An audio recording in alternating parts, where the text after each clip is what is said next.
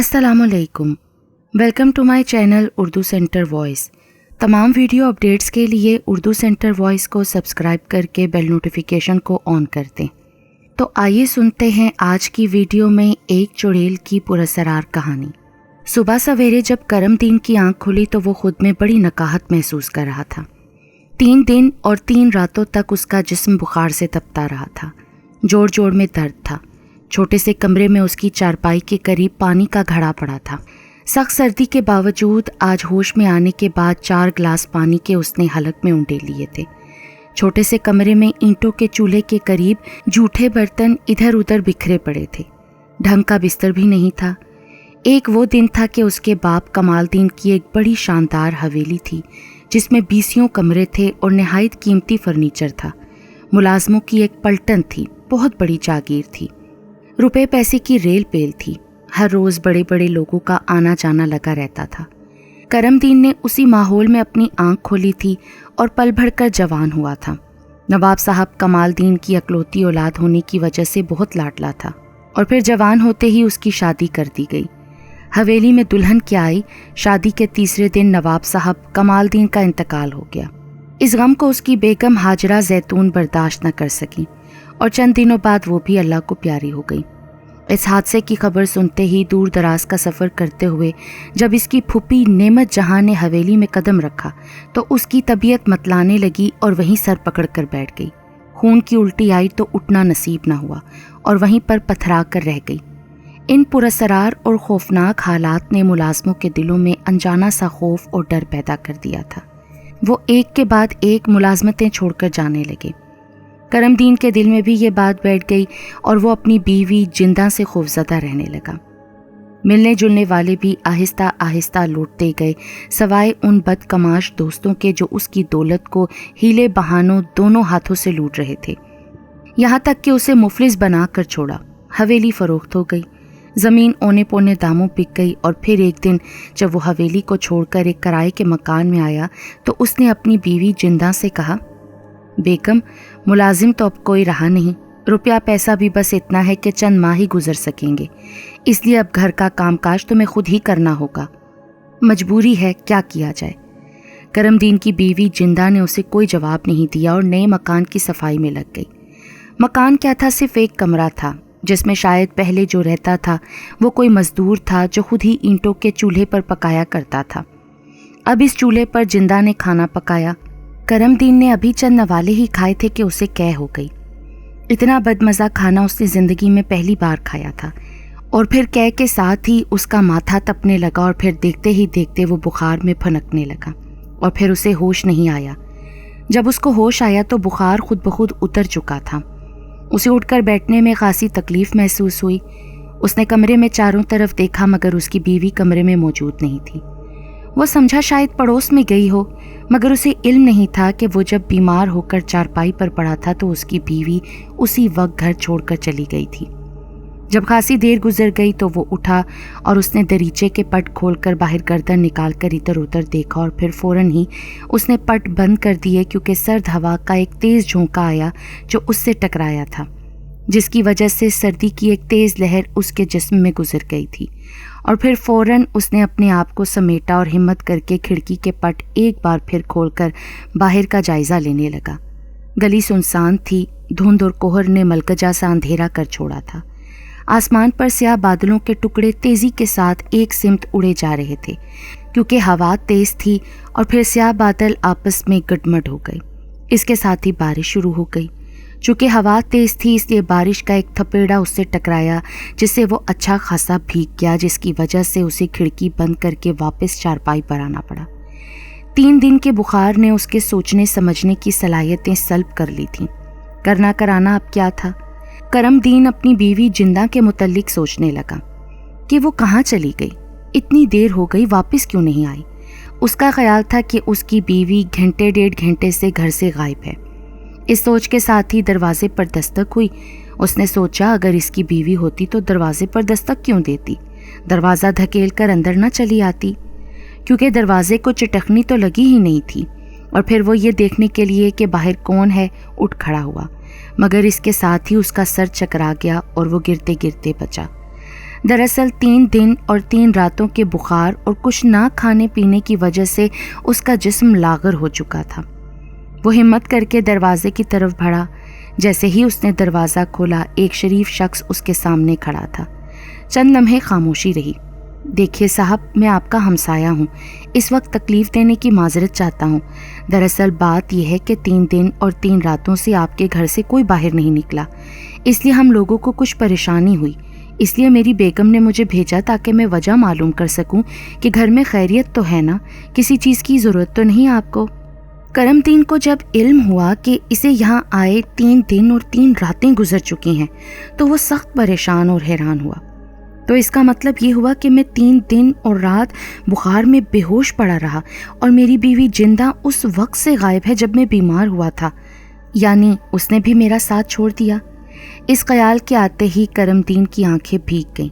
اسے روتا دیکھ کر ہمسائے نے اس کو تسلی دی اور بولا، بھائی کیا بات ہے، آپ رونے کیوں لگے؟ کوئی پریشانی ہے؟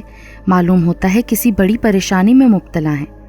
کرم دین ہمسائے کی بات سن کر خاموش رہا کہ میں اس کو کیا جواب دوں کہ میرے ساتھ کیا بیت رہی ہے۔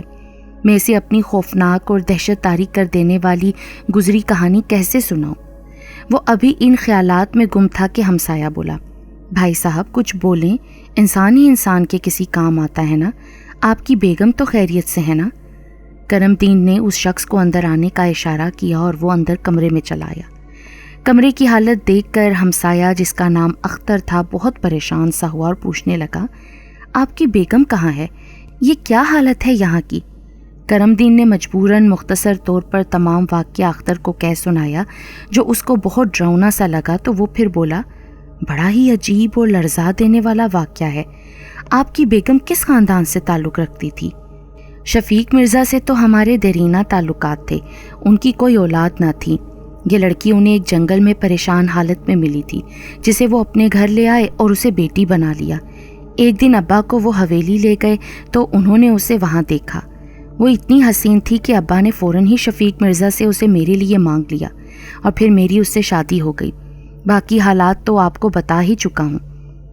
اس رونگٹے کھڑے کر دینے والے واقعے کو سن کر اس کا پڑوسی، جو دراصل نیک اور عبادت گزار اللہ کا بندہ تھا اور اسے ایک بہت بڑے بزرگ سے فیض بھی پہنچا تھا، معاملے کی تہہ تک پہنچ گیا اور حالات کی نزاکت کو جان کر بولا، کرم دین، وہ لڑکی جس سے آپ کی شادی ہوئی تھی نا، وہ ایک چڑیل تھی جسے تمہارے ابا کے دوست ایک بے سہارا لڑکی سمجھ کر گھر لے آئے تھے۔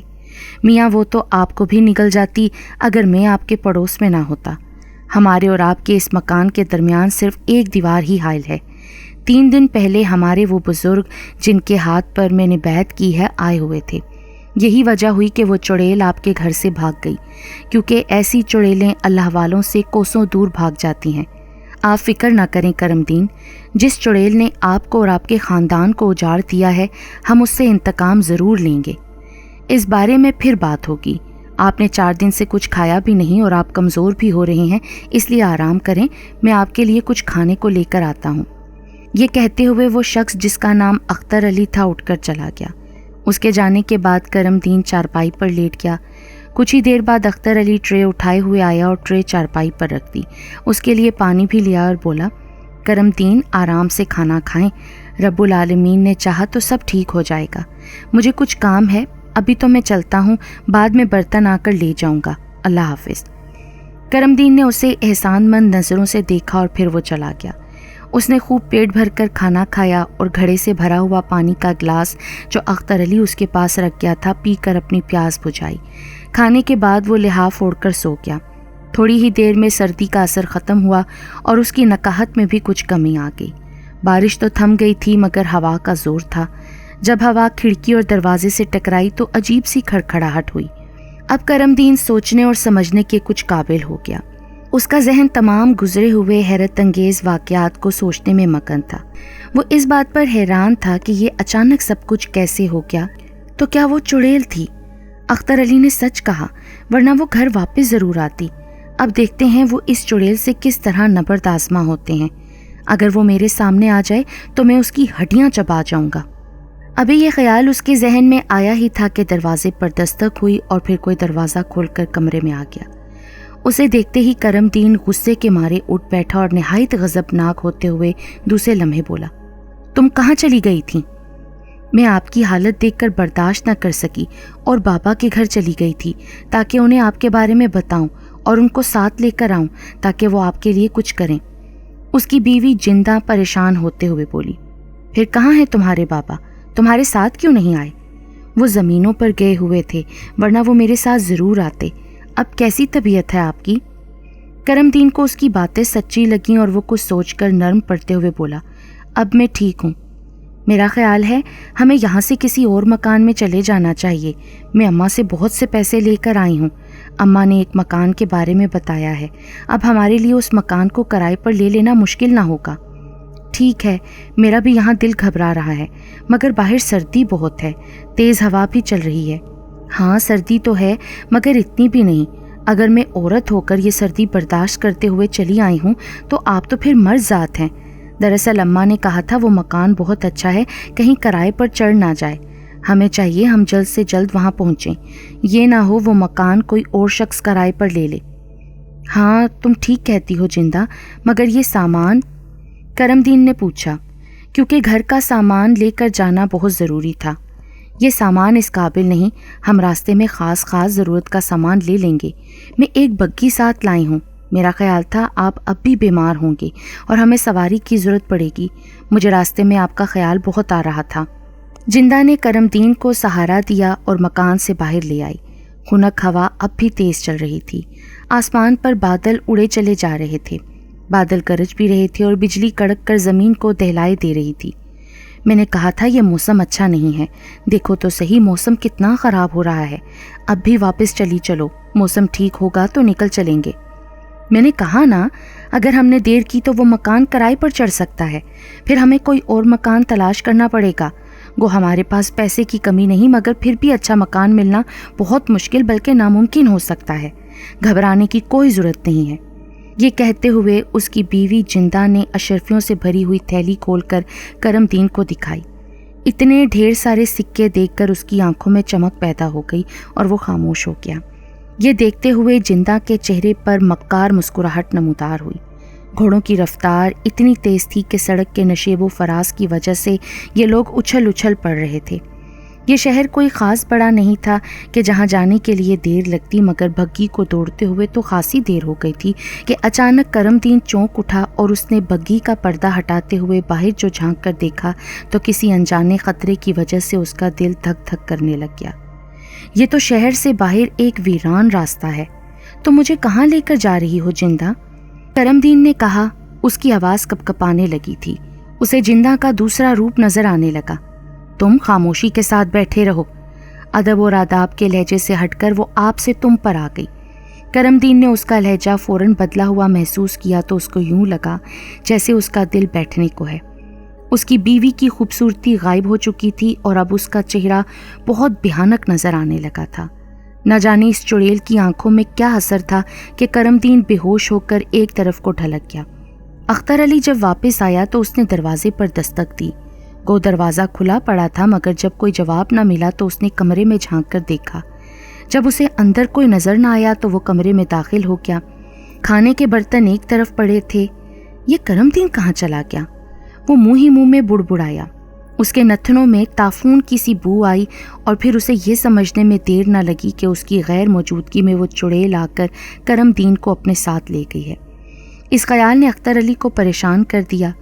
उसकी जान खतरे में थी। वो जल्दी से कमरे से बाहर निकल आया। मौसम अब भी तूफ़ानी था। सर्द हवा के झक्कड़ चल रहे थे। अख्तर अली जानता था अगर करमदीन को उस चुड़ैल के कब्ज़े में से छुड़ाया ना गया तो उसकी जान भी जा सकती है। फिर शायद उसकी रूह भी चुड़ैल की तरह कोई रूप धार ले। इसलिए जितनी जल्दी मुमकिन हो उस चुड़ैल का ताक़ुब करना चाहिए और करमदीन को ना सिर्फ उसके चुंगल से छुड़ाना चाहिए बल्कि उस चुड़ैल को जहन्नुम रसीद करना भी ज़रूरी था। अख्तर अली के पास अरबी नस्ल की एक घोड़ी थी जिस पर वो अक्सर अपने पीर व मुर्शिद के पास जाया करता था। वो सीधा अपने मकान के पिछले हिस्से की तरफ दौड़ा जहां वो घोड़ी को बांधा करता था। उसने जल्दी जल्दी घोड़ी पर ज़ैन कसी और वो उस पर सवार होकर उस अकेली सड़क पर हो गया जो बस्ती से बाहर की तरफ जाती थी। उसे अंदाज़ा था कि वो चुड़ैल किस इलाके की तरफ गई होगी। گھوڑی کو ایڑ لگی تو وہ دیکھتے ہی دیکھتے ہوا سے باتیں کرنے لگی۔ اختر علی اپنے پیر و مرشد کے بتائے ہوئے وظیفے کا ورد کرتے ہوئے گھوڑی کو ٹھوکے دیے جا رہا تھا تاکہ اس کی رفتار اور بھی تیز ہو۔ عربی نسل کی یہ گھوڑی تیز اور تند ہوا کو چیرتی ہوئی نہایت برق رفتاری سے دوڑ رہی تھی۔ اس کے نالوں سے چنگاریاں نکل رہی تھیں کیونکہ سڑک پکی تھی۔ اختر علی گھوڑی کو دوڑاتے ہوئے سڑک کے دونوں طرف نظریں جمائے ہوئے تھا کہ پھر اسے بائیں طرف کچی زمین پر بھگی کے پہیوں اور گھوڑوں کے پاؤں کے نشانات نظر آئے۔ اس نے گھوڑی کی لگامیں کھینچ کر گھوڑی کو ان نشانوں پر دوڑنے کے لیے لگاموں کا رخ اس طرف پھیر دیا۔ اگر موسم بھیگا نہ ہوتا تو بھگی جس طرف گئی تھی گھوڑوں کے دوڑنے سے اچھی خاصی دھول اڑتی نظر آتی رہتی۔ اختر علی دعائیں کر رہا تھا کہ اس وقت تک جب تک وہ اسے بھگی نظر نہ آئے زمین گیلی اور نرم ہی رہے تاکہ نشانات اسے نظر آتے رہیں اور اس چڑیل کا تعاقب کرنا اس کے لیے دشوار نہ ہو جائے۔ قدرت کو اس کا ساتھ دینا منظور تھا اور ویسے بھی وہ ایک نیک مقصد کے لیے نکلا تھا۔ اسے امید کی کرن نظر آنے والی تھی۔ اختر علی کو اچانک دور وہ بھگی ایک دھبے کی مانند نظر آ گئی۔ یہ دیکھتے ہوئے اس نے گھوڑی کو ایک زوردار ایڑ لگائی۔ گھوڑی نے اور تیز دوڑنا شروع کر دیا۔ اس طرح بھگی اور اختر علی کا فاصلہ لمحہ بلمحہ کم ہونے لگا تھا۔ بھگی بری طرح اچھل پڑ رہی تھی کہ کچھ دیر بے ہوش رہنے کے بعد کرم دین کو ہوش آ گیا اور اس نے پھٹی پھٹی نظروں سے ادھر ادھر دیکھا۔ اس کے ساتھ ہی اس کی بیوی جندہ بیٹھی تھی مگر اب اس کا وہ حسین روپ نہ تھا۔ وہ پوری طرح اپنے آپ کو چڑیل کے روپ میں دھار چکی تھی۔ کرم دین کے دل میں آیا کہ کوچوان کو آواز دے کر اس کو بھگی روکنے کے لیے کہے۔ اس نے ہمت کر کے کوچوان کو آواز دی، کوچوان خدا کے لیے بھگی کو روکو، مگر اس کی آواز پر کسی نے دھیان نہ دیا۔ اس نے ایک نظر اس چڑیل پر ڈالی اور پھر بگھی سے باہر نکل کر پوری قوت سے دھاڑا، کوچوان بگھی کو روکو۔ اس کے ساتھ ہی وہ چابک جو گھوڑوں پر برس رہی تھی شڑاب کی آواز کے ساتھ اس کے چہرے کو زخمی کر گئی اور اس نے جلدی سے اپنا منہ اندر کر لیا۔ کرم دین نے سوچا کہ دروازہ کھول کر باہر کود جاؤں مگر جیسے کسی نے اس کے پاؤں جکڑ لیے۔ اس نے چور نگاہوں سے اس چڑیل کو دیکھا۔ اس وقت وہ اتنی بھیانک نظر آ رہی تھی کہ اس کا دل ہول کھانے لگا۔ اس نے گھبرا کر پھیلے پردے کو ہٹا کر دیکھا تو اسے اختر علی گھوڑی پر سوار پیچھے نظر آیا۔ اسے دیکھ کر کرم دین کی ہمت بند گئی اور وہ زور سے چلایا، اختر علی جلدی کرو، مجھے اس چڑیل سے بچاؤ۔ اس کے منہ سے یہ الفاظ سن کر اس چڑیل نے بھی پلٹ کر دیکھا تو وہ خوفزدہ ہو گئی اور پھر اس نے کرم دین کو زور سے دھکا دے کر بگھی سے باہر گرا دیا۔ بگھی نہایت تیز دوڑ رہی تھی، اس لیے گرتے ہی اسے خاصی چوٹیں آئیں کہ وہ کرا کر رہ گیا۔ اختر علی نے بھی اسے بگھی سے باہر گرتے دیکھ لیا تھا اور یہ بھی اندازہ ہو گیا تھا کہ کرم دین خاصا زخمی ہو گیا ہے۔ وہ جلدی سے اس کے قریب پہنچا اور گھوڑی سے کود کر اختر علی نیچے اتر آیا اور اس کی طرف بڑھا۔ کرم دین کے چہرے پر چوٹوں کی وجہ سے کرب کے آثار تھے، اس کے سر سے خون بہہ رہا تھا اور بھی کچھ حصے زخمی ہو گئے تھے۔ اختر علی نے اسے سہارا دے کر اٹھایا۔ اس نازک وقت میں شدید ضرورت اس بات کی تھی کہ کرم دین کو واپس لے جایا جائے۔ اگر وہ کرم دین کو چھوڑ کر اس چڑیل کا تعاقب کرتا ہے تو کرم دین کی حالت مزید بگڑ سکتی ہے اور پھر ایسا بھی ہو سکتا ہے کہ وہ اس شدید تکلیف کو برداشت نہ کر پائے اور ہلاک ہو جائے۔ اس لیے اختر علی نے اس چڑیل کا خیال چھوڑا اور اسے گھوڑی پر آگے بٹھا کر واپس ہوا۔ راستے بھر کرم دین زخموں کی وجہ سے کراتا رہا تھا۔ گھر پہنچ کر اختر علی اسے اپنے مکان میں لے آیا اور مہمان خانے میں ایک بستر پر لٹا دیا۔ کرم دین کا چہرہ زرد پڑ رہا تھا کیونکہ راستے بھر اس کا خون بہتا رہا تھا۔ اختر علی بھاگ کر فوراً حکیم کو لے آیا اور اس نے زخم صاف کر کے زخموں پر پٹی کر دی۔ حکیم نے 3 پڑیاں دی اور اختر علی کو بتایا، اس شخص کی حالت تشویشناک ہے، صبح تک دودھ کے ساتھ اسے یہ 3 پڑیاں کھلا دینا۔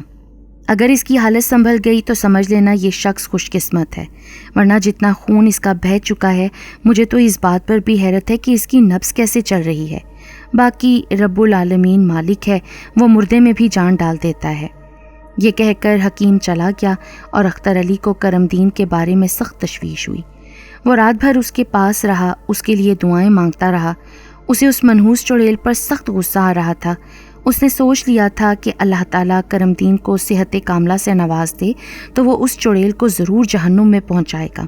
صبح ہونے تک اختر علی نے وہ 3 پوڑیاں دودھ کے ساتھ اس کو کھلا دیں۔ فجر کی نماز کے بعد اختر علی قرآن مجید لے کر بیٹھ گیا اور جب سورج کی کرنیں کھڑکی کے راستے کرم دین کے چہرے پر پڑیں تو اختر علی نے دیکھا اس کے چہرے پر ہلکی ہلکی سرخی دوڑ رہی تھی۔ تھوڑی دیر بعد کرم دین نے اپنی آنکھیں کھول کر ادھر ادھر دیکھا۔ اختر علی پر نظر پڑتے ہی وہ گھبرا کر اٹھ بیٹھا اور اس کے منہ سے بے ساختہ نکلا، کہیں میں نے کوئی بھیانک خواب تو نہیں دیکھا؟ نہیں کرم دین، جو کچھ تمہارے ساتھ بیتی وہ کوئی خواب نہیں تھا۔ جیسا کہ میں نے تم سے پہلے بھی کہا تھا، تمہاری بیوی جندہ ایک چڑیل ہے، وہ تمہیں اپنے ٹھکانے پر لے جا کر پتہ نہیں تمہارے ساتھ کیا سلوک کرتی۔ اس کے بارے میں نے تمہیں بتا دیا تھا نا کہ وہ عورت نہیں، ایک خوفناک چڑیل ہے۔ سو اس راز کے افشاں ہونے پر وہ اس روپ میں نہ رہ سکی جس میں وہ تمہاری زندگی میں داخل ہوئی تھی۔ مجھے تو حیرت اس بات پر ہے کہ اس نے اتنا عرصہ تمہیں زندہ کیسے چھوڑا، تمہارا خون پی کر ہلاک کیوں نہیں کیا؟ یہی ایک بات ہے جس نے مجھے یہ سوچنے پر مجبور کر دیا ہے۔ اس نے تمہاری حویلی میں داخل ہوتے ہی کئی جانیں لے ڈالیں، تمہیں پیسے کا محتاج کر دیا، شاید اس لیے کہ تم وہ حویلی چھوڑنے پر مجبور ہو جاؤ، اور پھر جب تم نے حویلی چھوڑ دی اور میرے ساتھ کے مکان میں آ گئے تو اس دن تم سخت بخار میں مبتلا ہوئے اور وہ وہاں سے چلی گئی اپنے اس ٹھکانے پر جہاں وہ تمہیں لے کر جانا چاہتی تھی۔ پھر وہ اپنے شیطان ساتھی کے ہمراہ بگھی لے کر آ گئی۔ پہلے تو میرا خیال تھا وہ میرے پیر و مرشد سے خوفزدہ ہو کر بھاگ گئی، لیکن اب میں اس نتیجے پر پہنچا ہوں وہ اپنے اس مقصد کے لیے گئی تھی کہ آ کر تمہیں لے کر جائے۔ یہ کہتے ہوئے اختر علی خاموش ہو گیا، جیسے کسی گہری سوچ میں گم ہو۔ وہ اپنے آپ میں کسی نتیجے پر پہنچنا چاہتا تھا۔ وہ ایک بار پھر حویلی میں جانا چاہتا تھا، کوئی مقصد حاصل کرنے کے لیے۔ کہنے لگا، کرم دین، کیا تم مجھے اپنی اس حویلی پر لے کر جا سکتے ہو جو تمہارے بزرگوں نے بنوائی تھی اور جس میں تم پل بھر کر جوان ہوئے تھے؟ میرا وہاں جانا بہت ضروری ہے۔ مگر وہ حویلی تو میں نے فروخت کر دی ہے اختر علی، اب وہاں چل کر ہم کیا کریں گے؟ وہاں تو اب نیا مالک آ کر اس میں آباد ہو گیا ہوگا۔ کیا حویلی میں جانا بہت ضروری ہے؟ ہاں کرم دین، میں اس حویلی کا ایک جائزہ لینا چاہتا ہوں۔ ہم اس حویلی کے مالک سے درخواست کریں گے کہ وہ ہمیں کچھ دیر کے لیے اس میں رہنے دے، یہ میری دلی خواہش ہے۔ مگر تم اس حویلی کو کیوں دیکھنا چاہتے ہو سکتا ہے ہماری بات کو سن کر وہ شخص یہ سمجھنے لگے کہ ہم حویلی کو اب کس مقصد کے لیے دیکھنے کا ارادہ رکھتے ہیں، کہیں حویلی میں کوئی خزانہ تو دفن نہیں، اس طرح وہ ہمیں شاید اپنی حویلی میں داخل بھی نہ ہونے دے۔ کیا خیال ہے تمہارا؟ کرم دین، یہ بات کی باتیں ہیں، تو مجھے وہاں لے کر تو چلو صحیح، میری باتوں کو سمجھنے کی کوشش کرو۔ گھبرانا کس بات کا؟ کیا ابھی جانے کا پروگرام ہے؟ ہاں، نیت تو یہی ہے، لیکن ابھی تو تم بہت کمزور ہو اور تمہارے زخم بھی تازہ ہیں، چند روز بعد چلیں گے۔ تم کچھ آرام کرو اور ایسی خوراک کھاؤ جس سے تم میں کچھ طاقت آ جائے اور چلنے پھرنے کے قابل ہو سکو۔ تم مجھ جیسے اجڑے بجڑے شخص پر جو مہربانی کر رہے ہو، میں تمہارا یہ احسان زندگی بھر نہیں بھولوں گا۔ تم ہمارے پڑوسی ہونے کا حق ادا کر رہے ہو۔ یہ کہتے ہوئے کرم دین کی آنکھیں بھر آئیں، ورنہ اس بے حس معاشرے میں کون کسی کی فکر کرتا ہے، ہر ایک کو تو اپنی اپنی پڑی ہے۔ کرم دین، میں تم پر کوئی احسان نہیں کر رہا، اللہ تعالیٰ کا دیا سب کچھ تو ہے، لیکن انسان ہی انسان کے کام آتا ہے نا۔ برائی تو آخر کار اوپر والے کی مہربانی سے ختم ہو جاتی ہے، سچ کا بول بالا ہوتا ہے۔ مجھے تو تب زیادہ خوشی ہوگی جب میں اس ڈائن کو جس نے تمہیں تباہ و برباد کر دیا بدلہ لے لوں۔ اللہ تعالیٰ کا بہت شکر ہے کہ رات سے اس وقت تمہاری طبیعت اور حالت بہت بہتر ہے۔ اب مجھے کوئی فکر نہیں، میں ذرا اندر زنان خانے میں جا رہا ہوں، رات بھر تمہارے پاس ہی تھا، اس لیے وہ لوگ فکر مند ہوں گے۔ میں جلد واپس آتا ہوں، گھبرانا نہیں۔ یہ کہتے ہوئے اختر علی اٹھ کر چلا گیا۔ کرم دین نے احسان مند نظروں سے اسے جاتے ہوئے دیکھا اور اس کی آنکھیں بھیگ گئیں۔ وہ 4 دنوں میں بہتر حالت میں نظر آنے لگا۔ اب وہ زیادہ کمزوری اور نکاہت محسوس نہیں کر رہا تھا، چلنے پھرنے کے قابل بھی ہو گیا تھا۔ ایک صبح اختر علی کرم دین کے لیے ناشتہ لے کر آیا تو بولا، میں اب پہلے سے بہت بہتر حالت میں ہوں، اگر تم کہو تو ناشتے سے فارغ ہو کر ہم اس حویلی کی طرف کیوں نہ چلیں؟ ہاں کرم دین، میں بھی تم سے یہی کہنے والا تھا، تم جلدی سے ناشتہ کر لو پھر چلیں گے، نیک کام کرنے میں دیر نہیں کرنی چاہیے۔ اختر علی یہ کہہ کر پھر گھر کے اندر چلا گیا۔ کرم دین نے ناشتہ کیا تو اختر علی اس کے لیے کپڑوں کا ایک نیا جوڑا لے کر آیا اور بولا، کرم دین، تم نہا دھو کر یہ نیا جوڑا پہن لو، میں اتنے میں گھر والوں کو سودا صرف لا کر دے آؤں، یہ کام بھی ضروری ہے نا۔ یہ کہہ کر اختر علی چلا گیا، ساتھ ہی غسل خانہ تھا۔ کرم دین نے نہا کر کپڑے تبدیل کیے اور اختر علی کا انتظار کرنے لگا۔ جب وہ آیا تو یہ لوگ وہاں سے رخصت ہوئے اور ایک تانگے پر سوار ہو کر حویلی کی طرف چل دیے۔ وہاں پہنچے ہی تھے کہ ایک ملازم کو حویلی سے باہر نکلتے دیکھا۔ یہ ملازم کرم دین کے ہاں بھی ملازمت کر چکا تھا، لیکن حویلی کے پرخطر حالات دیکھتے ہوئے نوکری چھوڑ کر چلا گیا تھا۔ بعد میں جب اس کو علم ہوا تو اس نے نئے مالک سے درخواست کی کہ وہ اسے پھر سے نوکر رکھ لیں۔ نیا مالک رحم دل شخص تھا، اس نے فوراً ہی اسے ملازمت دے دی۔ آج اسے یہاں ملازم ہوئے دوسرا ہی دن تھا۔ کرم دین نے اسے دیکھتے ہی آواز دی۔ اپنے پرانے مالک کو دیکھتے ہی وہ دوڑا آیا اور قریب پہنچ کر سلام کیا۔ کرم دین بولا، دیکھو رمضان، میں یہاں حویلی کے نئے مالک سے ملنے آیا ہوں، کیا تم اسے ہم سے ملا سکتے ہو؟ بہت ضروری کام ہے۔ کیوں نہیں مالک، میں تو آپ کا پرانا نمک خوار ہوں، یہ کام کیوں نہیں کر سکتا؟ ویسے بھی حویلی کے نئے مالک بھی بہت اچھی طبیعت کے مالک ہیں۔ وہ خود تو حویلی میں آ گئے ہیں مگر ان کے گھر والے ابھی تک نہیں آئے۔ دراصل حویلی کی صفائی اور رنگ و روگن کروانا تھا، جہاں کہیں کہیں سے ٹوٹ پھوٹ ہوئی تھی اسے بھی ٹھیک کروا لیا ہے۔ مالک کہتے تھے کہ بس 1 یا 2 روز میں ہی ان کے بیوی بچے حویلی میں آ جائیں گے تو پھر اس میں رونق بھر جائے گی۔ اچھا، یہ تو اور بھی اچھا ہے، اس طرح تو ہمیں حویلی دیکھنے میں اور بھی آسانی ہو جائے گی۔ فکر کی کوئی بات نہیں ہے۔ اب کہ اختر علی بولا، حضور آپ کو اس حویلی کو نئے مالک سے کیا واپس خریدنا ہے؟ اور کیا اب آپ یہاں اپنی بیگم کے ساتھ دوبارہ آ جانے کا ارادہ رکھتے ہیں؟ رمضان نے تشویش بھرے لہجے میں پوچھا۔ نہیں رمضان، ایسی کوئی بات نہیں اور نہ ہی ایسا ارادہ ہے۔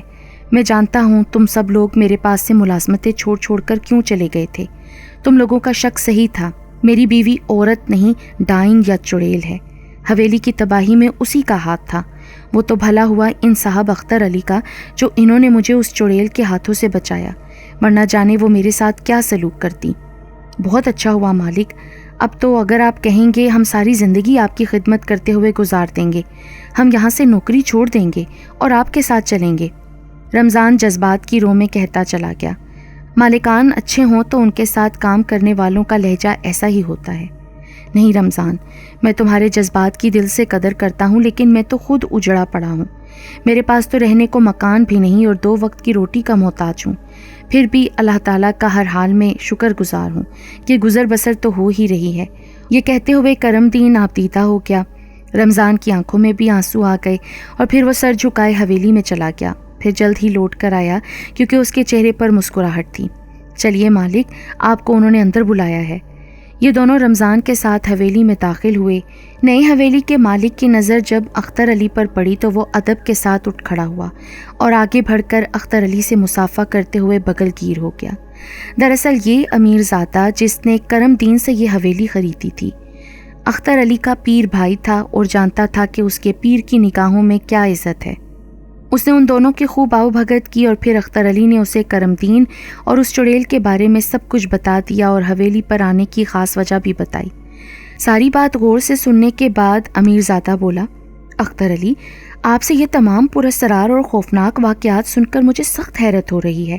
آپ کو تو فوراً حضرت صاحب سے ملنا چاہیے۔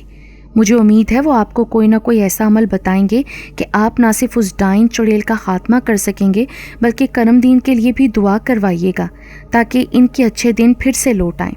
ویسے اب پوری حویلی کا چپا چپا گھوم پھر کر دیکھ سکتے ہیں، شاید آپ کو وہ بڑی وجہ معلوم ہو جائے جس سے وہ ڈائن یا چڑیل کرم دین کا آئندہ کچھ بگاڑ نہ سکے۔ آپ نے تمام حویلی کی صفائی اور رنگ و روگن کرا لیا ہے یا ابھی کچھ حصہ باقی بھی ہے جس پر کام ہونے والا ہے؟ اختر علی نے پوچھا۔ ہاں اختر علی، میں ایک بات بتانا چاہتا ہوں۔ میں نے حویلی کے پچھلے کمروں کو ویسے کا ویسا ہی رہنے دیا ہے۔ دراصل میں جب اس طرف گیا تو میرا دل ہول کھانے لگا۔ مجھے یوں محسوس ہوا جیسے کوئی کہہ رہا ہو ان کمروں کو ایسا ہی رہنے دو اور یہاں سے چلے جاؤ۔ مجھے بہت ڈر لگا اختر علی، یہ خوفناک آواز میرے کانوں نے نہیں دل نے سنی، اور میں فوراً الٹے قدموں لوٹ آیا اور پھر میں نے وہ پراسرار کمرے بند کروا دیے۔ میرا کبھی خیال ہے وہاں کسی بزرگ کی قبر ہے، پکا یقین تو یہی ہے۔ بس اب ساری بات میری سمجھ میں آ گئی کہ اس چڑیل نے اس آسیب زدہ حویلی میں کرم دین پر کیوں وار نہیں کیا۔ آپ ہمیں کیا ان کمروں تک لے چلیں گے؟ اس امیر زادے جس کا نام نیاز تھا، اس نے اس بات میں سر ہلا دیا اور انہیں ساتھ لے کر حویلی کے پچھواڑے آیا۔ اس نے ہمت کر کے اس کمرے کے کواڑ کھول دیے اور یہ لوگ اس کے اندر داخل ہوئے۔ کمرے میں عجیب قسم کی خوشبو پھیلی ہوئی تھی، روح کو مسحور کر دینے والی۔ اختر علی کشف القبور کا ماہر تھا.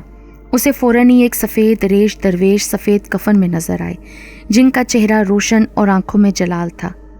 اختر علی، میری باتیں غور سے سنو جو توجہ طلب ہیں. اختر علی نے یہ آواز کانوں سے نہیں دل سے سنی اور وہ اس بزرگ کو اپنے دل کی نگاہوں سے دیکھ رہا تھا. اس کی بات جاری تھی. نوابزادہ کرم دین میری 7ویں پشت میں سے ہے.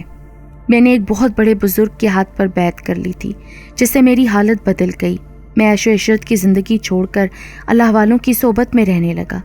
مجھے بہت فیض حاصل ہوا. مجھ سے بھی ایک خلق کو فائدہ ہوا تھا مگر میں اپنی اولاد کو کچھ نہ دے سکا، یا یوں سمجھو عیش و عشرت کی زندگی نے انہیں اس طرف آنے نہیں دیا. میرے اس فانی دنیا سے اٹھائے جانے کے بعد میرے ایک بیٹے نے مجھے حویلی کے پیچھے اس کمرے میں دفن کر دیا. میری نسل میں سے اب صرف کرم دین اور زینت رہ گئے ہیں. زینت کا دادا ایک عیاش آدمی تھا. اس نے اپنے حصے کی تمام جائیداد بیچ کھائی اور ایک روز کا لاش ہو گیا. اس کے اعمال کی سزا اس کی اولاد کو بھگتنی پڑی. زینت کا باپ ساری زندگی محنت مزدوری کرتا رہا. اس کے مرنے کے بعد اس کی بیوی اور بیٹی زینت بڑی قسم پرسی کی زندگی گزار رہی ہیں. اس وقت تو وہ چڑیل کرم دین کے پیچھے پڑی ہوئی ہے. تم اپنے پیر و مرشد سے ملو اور جو وہ کہیں اس پر عمل کرو. مجھے امید ہے تم اس چڑیل کو ضرور جہنم رسید کرنے میں کامیاب ہو جاؤ گے. اس کے بعد محلہ تلیاں میں جانا اور زینت کے باپ کا پوچھنا. اس کا نام نواب زادہ اسماعیل تھا. لوگ اس کے نام سے اچھے خاصے واقف ہیں. گو نواب زادے نے نوابوں والی زندگی بسر نہیں کی مگر وہ نیک صوم و صلات کا پابند محنت کش تھا. لوگ اس کی بہت عزت کرتے تھے. تم جب اس کے بارے میں پوچھو گے تو لوگ تمہیں اس کے ایک چھوٹے سے خستہ حالت مکان تک پہنچا دیں گے.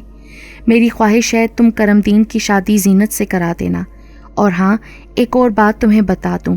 زینت کا دادا کتنا ہی عیاش کیوں نہ تھا، اس نے اپنی ساری جائیداد عیاشیوں میں ضرور لٹوا دی لیکن اپنی مرحوم بیوی کے زیورات سنبھالے رکھے اور کسی کو ان کی ہوا تک نہ لگنے دی.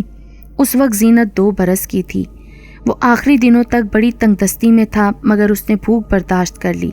ان زیورات کو اپنے بیٹے کے اس چھوٹے سے مکان کے کونے میں پیتل کے ایک برتن میں رکھ کر زمین میں دفن کر دیا. اس کا خیال تھا کہ جب اس کا آخری وقت آئے گا تو وہ زیورات زینت کے لیے اس کے والدین کے سپرد کر دے گا. مگر ایک دن موت نے اسے اس بات کی مہلت ہی نہ دی اور وہ اللہ کو پیارا ہو گیا. وہ زیورات نہایت قیمتی ہیرے جواہرات سے جڑے ہیں. جب تم کرم دین اور زینت کی شادی کروا چکو تو اس مکان سے پیتل کا وہ برتن نکال کر جس میں وہ زیورات ہیں کرم دین کے سپرد کر دینا تاکہ ان زیورات میں سے وہ کچھ زیورات فروخت کر کے ایک اچھی زندگی کا آغاز کر سکے. اختر علی نے ان بزرگ سے وعدہ کیا کہ وہ ان کی باتوں پر عمل کرے گا. اس دوران نیاز اور کرم دین سہمے سے کھڑے اختر علی کو دیکھے جا رہے تھے جو اپنی آنکھیں بند کیے کافی دیر سے وجد کی حالت میں غرقان تھا. پھر یکدم اختر علی کی آنکھیں کھلیں اور ان لوگوں کو وہ لے کر کمرے سے باہر نکل آیا. کمرے کو دوبارہ باہر سے بند کر دیا گیا. اچھا بھائی نیاز، اب ہمیں اجازت دو، مجھے بہت سے کام نمٹانے ہیں. بہت شکریہ آپ کا، سلامت رہیں آپ. یہ کہتے ہوئے وہ کرم دین کو لے کر حویلی سے باہر نکل آیا. نیاز نے بہت چاہا کہ اختر سے وہ کمرے کے بارے میں پوچھے کہ وہاں اس نے کیا دیکھا، کیا محسوس کیا، مگر اس میں بات کرنے کی ہمت ہی پیدا نہ ہوئی.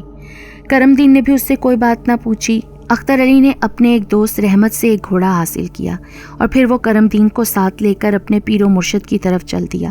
وہاں پہنچے تو وہ بزرگ کرم دین سے بڑی شفقت کے ساتھ پیش آئے. شاید اس کی وجہ یہ رہی ہو کہ کرم دین ایک بزرگ کی نسل سے تھا اور پھر ان بزرگ نے اختر علی کو علیحدگی میں ایک چلہ کرنے کا حکم دیا. یہ چلہ 3 دن اور 3 راتوں میں پورا کرنا تھا. اس کے ساتھ ہی ایک تعویذ کرم دین کو بھی دیا اور اسے تاکید کی کہ اس تعویذ کو ہر وقت گلے میں ڈالے رکھنا. ہاں، جب رفع حاجت کے لیے جانا ہو تو اسے اتار کر جانا اور پھر پاک ہو کر دوبارہ پہن لینا. پھر انہوں نے ان دونوں کو دعاؤں کے ساتھ رخصت کیا. وہاں سے واپس آ کر اختر علی نے کہا، کرم دین، اب مجھے 3 روز تک ایک چلہ کاٹنا ہے. ان 3 دنوں تک میں تم سے نہیں مل سکوں گا. میرا ایک خادم تینوں وقت تمہارے لیے کھانا لے کر آیا کرے گا. اور بھی اگر تمہیں کسی چیز کی ضرورت ہو تو اس سے کہہ کر منگوا لینا.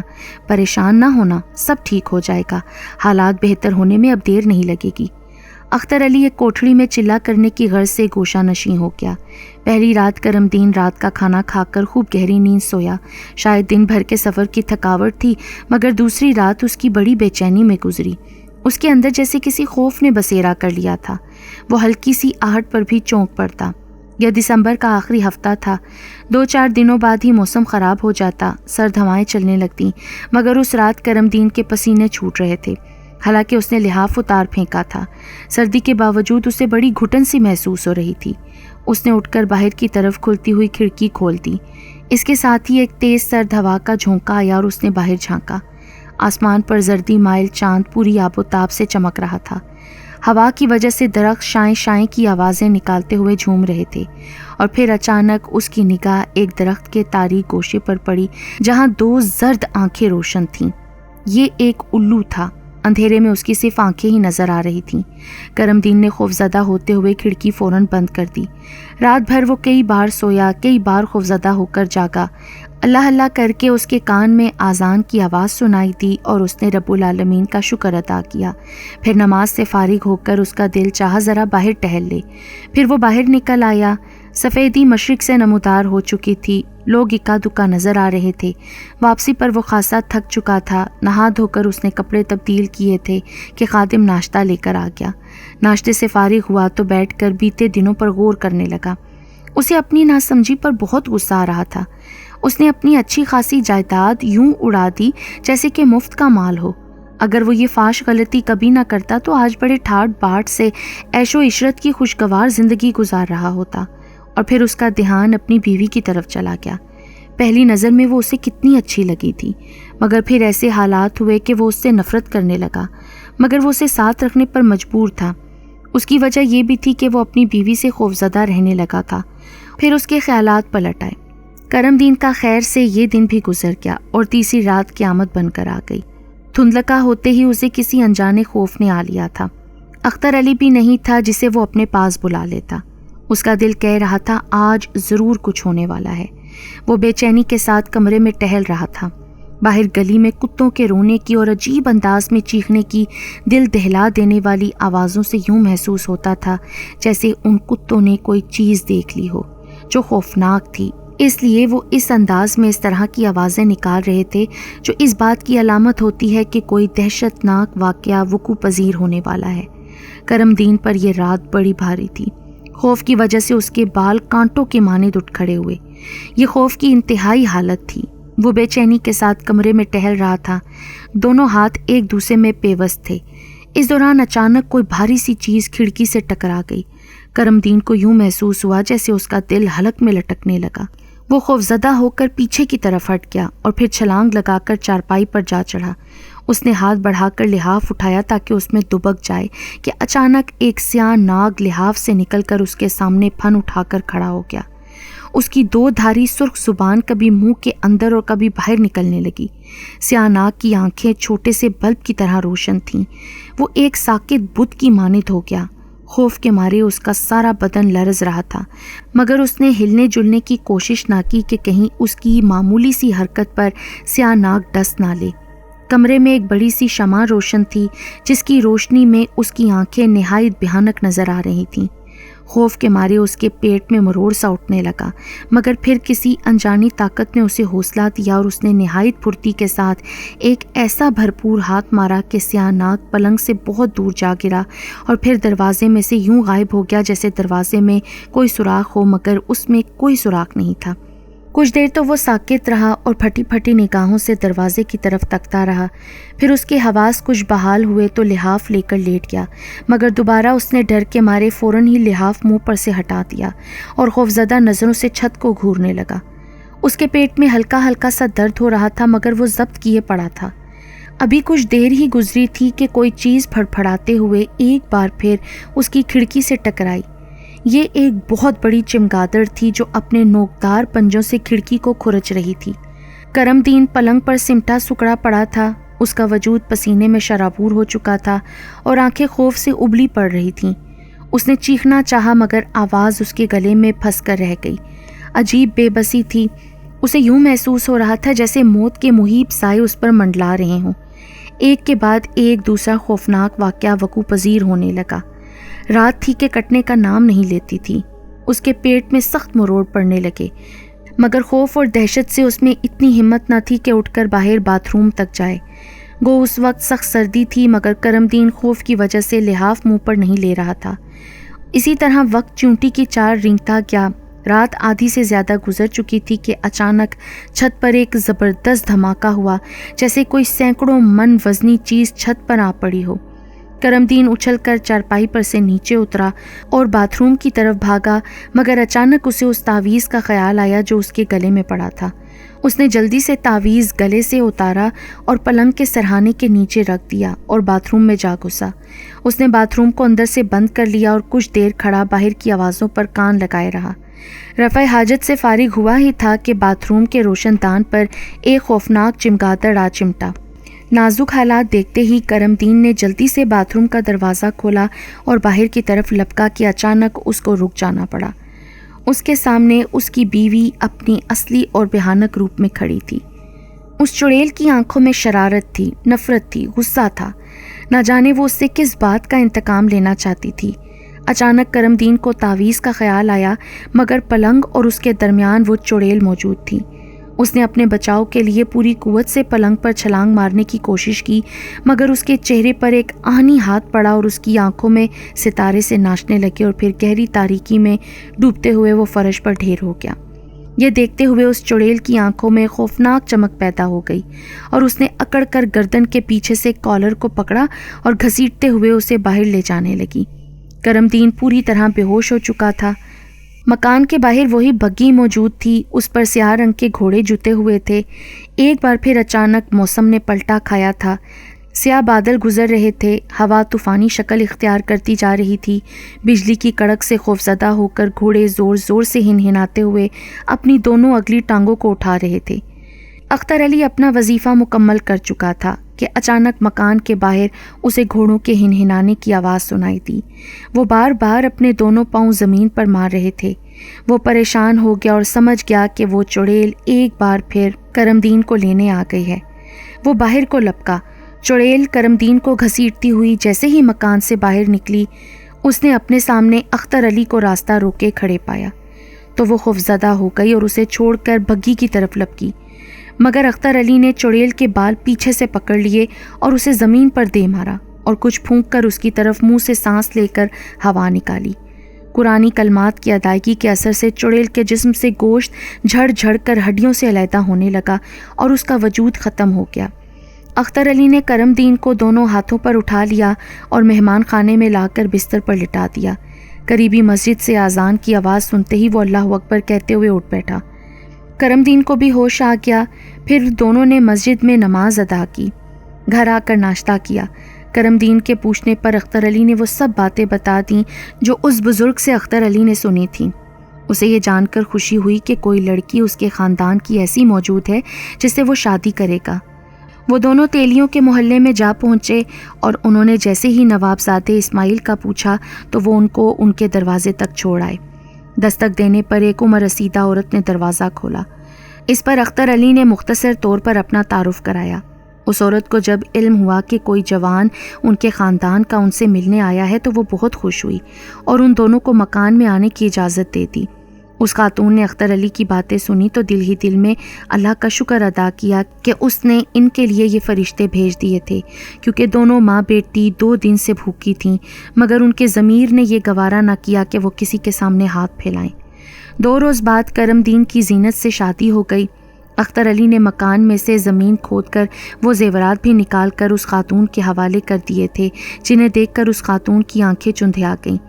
اس نے ساری زندگی غربت میں گزاری تھی، سونے کا ایک چھلا بھی اس کے نصیب میں نہیں ہوا تھا۔ پہلے تو وہ اپنے سسر کو بہت کوسا کرتی تھیں، بد دعائیں دیتی تھیں، مگر ان زیورات کو دیکھ کر اس شخص کے لیے بھی اس کے منہ سے دعائیں نکل پڑیں۔ یہ زیور اس نے نوابزادے کرم دین کو سونپ دیے، جس میں سے اچھے اچھے زیورات اس نے اپنی بیوی زینت کو دے دیے۔ کچھ زیور فروخت کر کے وہ کاروبار کرنے لگا۔ کرم دین اور اس کی بیوی اختر علی اور ان بزرگ کی بہت شکر گزار تھے جنہوں نے کرم دین کی جان بچائی، کرم دین کو زینت سے ملوایا اور زیورات کے بارے میں بھی آگاہ کیا۔ پھر اللہ تعالیٰ نے کرم دین کے کاروبار میں بہت برکت دی۔ دن اتنی تیزی سے پھرنے لگے کہ ان کے گھر میں وہی پہلی سی رونقیں لوٹ آئیں اور وہ سب ہنسی خوشی رہنے لگے۔